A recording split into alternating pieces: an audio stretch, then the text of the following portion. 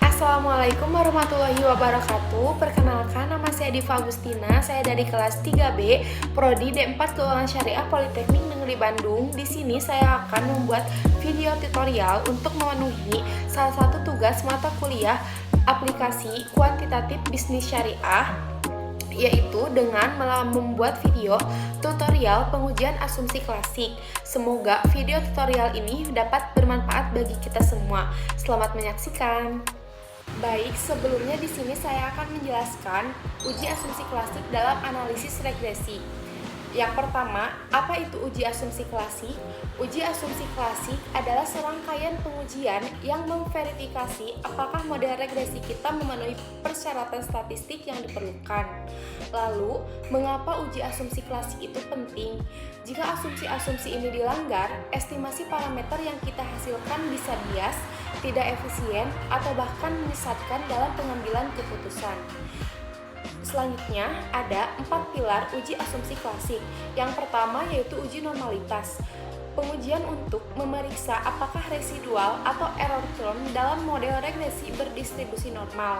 Asumsi ini penting untuk validitas uji hipotesis dan interval kepercayaan. Data dikatakan normal jika nilai signifikan lebih dari 0,05. Yang kedua yaitu ada uji multikolinearitas. Multikolinearitas terjadi ketika dua atau lebih variabel independen dalam model regresi memiliki korelasi yang tinggi satu sama lain. Kondisi ini membuat sulit untuk memisahkan efek individual dari setiap variabel terhadap variabel dependen. Nah, data dikatakan tidak terjadi gejala multikolinearitas ketika nilai FIF kurang dari 10 dan nilai tolerans lebih dari 0,1. Yang ketiga, ada uji heteroskedastisitas. Heteroskedastisitas terjadi ketika varian residual tidak konstan untuk semua nilai variabel independen. Dalam kondisi ideal, homoskedastisitas, varian residual harus sama di sepanjang nilai prediksi. Dan data dikatakan tidak terjadi gejala heteroskedastisitas yaitu ketika nilai signifikan lebih dari 0,5. Dan yang terakhir, bagian dari uji asumsi klasik ada uji autokorelasi. Autokorelasi adalah korelasi antar residual pada periode waktu tertentu dengan residual pada periode waktu sebelumnya. Dalam model regresi yang baik, residual harus bersifat independen atau random. Dan data dikatakan tidak terjadi gejala autokorelasi ketika nilai Durbin-Watson lebih besar daripada DL dan lebih besar daripada DU. Langsung saja ya, di sini saya sudah mempunyai data yang akan diuji kelas asumsi klasik.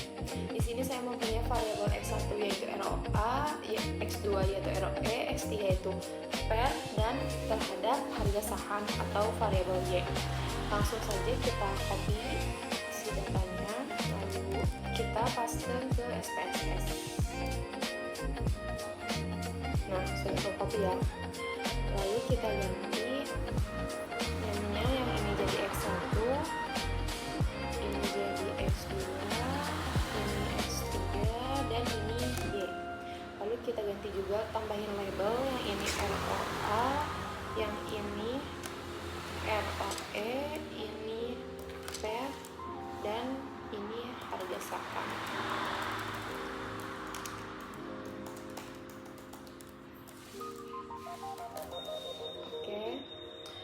Kita desimal harga saham nolin aja ya, karena tadi juga di data harga saham tidak mempunyai desimal. Lalu ini kita ganti menjadi scale, ini juga scale, semuanya jadi scale ya. Oke, langsung saja, sekarang sudah terganti ya. Dan tahapan uji asumsi klasik yang pertama itu ada uji normalitas. Caranya yaitu kita ke analyze, regression, linear. Lalu kita pindahkan harga saham ke dependen, dan yang ROI, ROE, dan PER kita ke independen.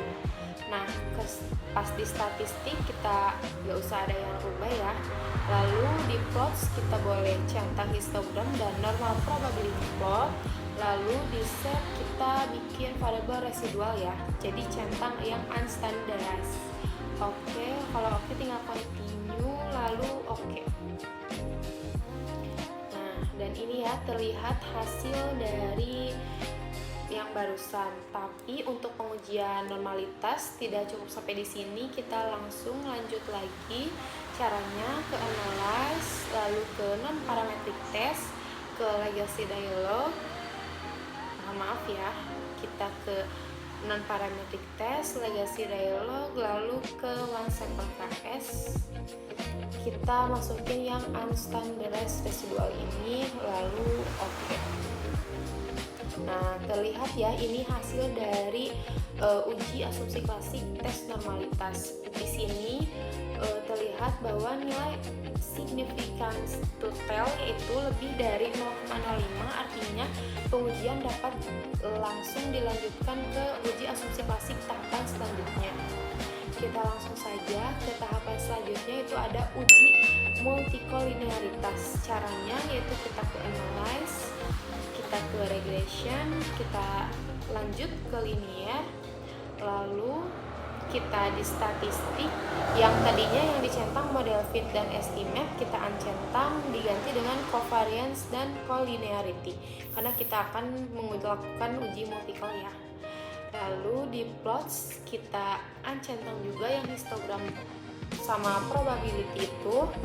Lalu di set kita uncentang juga karena kita tidak usah membuat variabel residual lagi ya. Lalu kalau udah tinggal oke.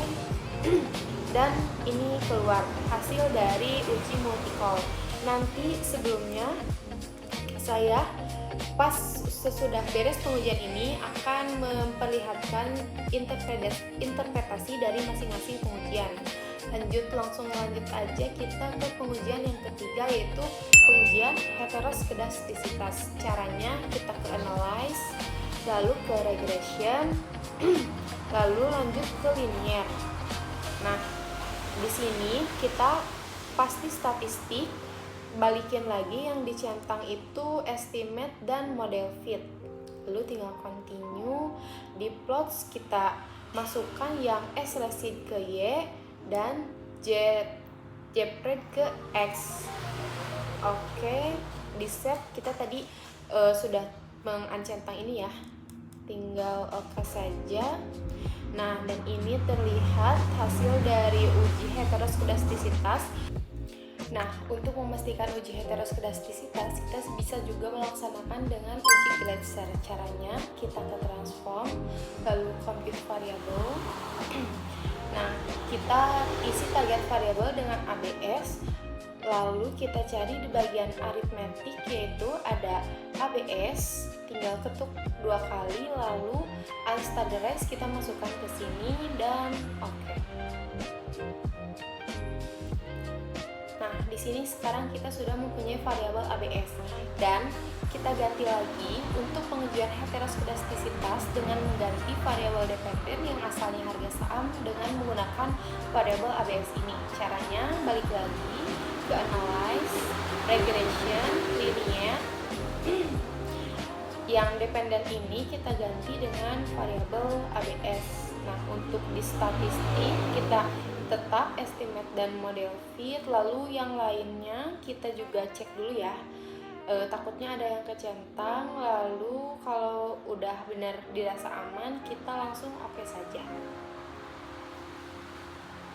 Nah, dan ini terlihat hasil dari pengujian heteroskedastisitas. Dan yang terakhir itu uji asumsi klasik, ada uji autokorelasi, yaitu caranya tinggal ke analyze, ke regression, dan linear. Kita ganti ya, dependennya balikin lagi ke sini, diganti dengan harga saham. Lalu di statistik kita checklist yang Durbin-Watson ini, continue dan oke. Nah, sekarang terlihat juga ya hasil dari pengujian autokorelasi yang ada hasil dari Durbin-Watson ini. Saya di sini sudah membuat hasil output SPSS dan interpretasi uji asumsi klasik yang sebelumnya digunakan atau diolah menggunakan SPSS versi 29 on Mac oleh Diva Agustina saya sendiri. Yang pertama yaitu ada uji normalitas dengan menggunakan menggunakan uji Kolmogorov-Smirnov. Nah, kriteria ini hasil ujinya. Kriteria pengujian dari uji ini yaitu jika nilai asymptotel lebih dari 0,05 maka data berdistribusi normal. Lalu di sini ada analisis data. Nilai asymptotel yang didapat sebesar 0,2 atau lebih dari 0,05 maka dapat disimpulkan data berdistribusi secara normal karena nilai signifikasi yang didapat lebih besar dari 0,05. Selanjutnya, uji asumsi klasik yang kedua yaitu tadi ada uji multikolinearitas dengan melihat nilai tolerance and fit. Ini hasil dari pengujian multikolinearitas yang telah tadi saya ujikan. Kriteria pengujian dalam uji ini yaitu jika nilai tolerance lebih dari 0,1 dan nilai VIP kurang dari 10 maka berkesimpulan tidak terjadi gejala multikolinearitas. Di analisis data, variabel independen atau variabel ROA, ROE, dan PER memiliki nilai tolerance lebih dari 0,1 dan nilai VIP kurang dari 0,1, maka berkesimpulan asumsi multikolinearitas sudah terpenuhi atau tidak terjadi memiliki gejala multikolinearitas. Yang ketiga, bagian dari uji asumsi klasik yaitu ada uji heteroskedastisitas yang dilanjut dengan menggunakan uji Gleiser. Di sini ini hasil dari pengujian yang telah saya uji. Kriteria pengujian jika nilai signifikasi 0,05 lebih dari 0,05 maka berkesimpulan data tidak terjadi gejala heteroskedastisitas. Nah, di analisis data, variabel ROA memiliki nilai signifikansi 0,763, variabel ROE memiliki nilai signifikansi lebih 0,353 dan variabel PER memiliki nilai signifikansi 0,768. Kesimpulannya, maka variabel independen atau variabel X memiliki nilai signifikansi yang lebih dari 0,05, maka berkesimpulan tidak terjadi gejala heteroskedastisitas atau uji heteroskedastisitas telah terpenuhi. Dan yang terakhir yaitu ada uji autokorelasi atau Durbin-Watson. Nah, ini hasil dari pengujian. Kriteria pengujian bisa kalian lihat di sini ya. Dan kriteria keputusan yaitu ketika nilai DW lebih besar daripada nilai DL dan DU, yaitu tidak terjadi autokorelasi. Di analisis data kita diketahui ya, data yang telah saya uji tadi memiliki data sebanyak 32 dan K atau variabel independennya yaitu ada 3 variabel. Yaitu ROA, ROE, dan PER. Di sini terlihat bahwa di analisis data nilai DW yaitu 1,671, nilai DL 1,6505, nilai DU 1,2437. Untuk melihat nilai DU dan nilai DL kita bisa lihat pada tabel Durbin-Watson. Nah, di sini N yaitu jumlah data, K yaitu atau variabel, jumlah variabel, dan di sini ada nilai DL dan DU. Nah, karena kita N-nya tuh 32 dan K-nya 3, maka nilai DL dan DU terlihat ya di sini. Saya sudah copy ke sini. Lalu dapat disimpulkan bahwa nilai DW lebih besar daripada nilai DL dan daripada nilai DU. Artinya tidak terjadi gejala autokorelasi. Mungkin sekian yang dapat saya sampaikan. Semoga video tutorial ini dapat dimengerti dan mudah dipahami. Kurang lebihnya mohon maaf. Assalamualaikum warahmatullahi